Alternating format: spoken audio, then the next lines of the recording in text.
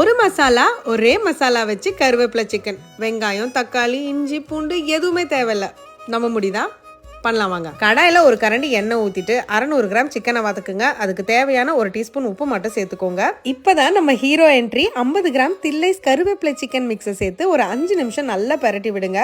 ஏதோ வீட்லயே அரைச்சி செஞ்ச மாதிரி அதே வாசனையோட இருக்கும். இதுக்கு நம்ம இஞ்சி, பூண்டு, வெங்காயம், தக்காளி எதுவுமே சேர்க்க தேவையில்ல. நல்லா ஒரு முறை பரட்டிட்டு 1 கப் தண்ணி ஊற்றி மூடி போட்டு 15 நிமிஷம் வேக விட்டு எடுத்தீங்கன்னா அட்டகாசமான கருவேப்பிலை சிக்கன் ரெடி. ஃபைனலி ஃப்ரெஷ்ஷாக 2 கொத்து கருவேப்பிலை சேர்த்துட்டு சர்வ் பண்ணுங்க. நிமிஷத்துல காலி ஆயிடும். அதுவும் கெஸ்ட் வரும்போது இது செஞ்சீங்கன்னா இந்த ரெசிபி எப்படி செஞ்சீங்கன்னு கண்டிப்பா உங்களை கேட்பாங்க. அப்ப நீங்க என்ன சொல்லணும்னா சீக்ரெட் அப்படின்னு சொல்லிடுங்க.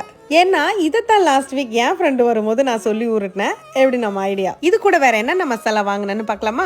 Madurai mutton fry masala, Virudhunagar salna mix, Chettinad chicken mix, Madras fish masala mix, Marina fish roast mix, biryani mix, chicken 65 மிக்ஸ்னு 50 ஐட்டம் வச்சிருக்காங்க.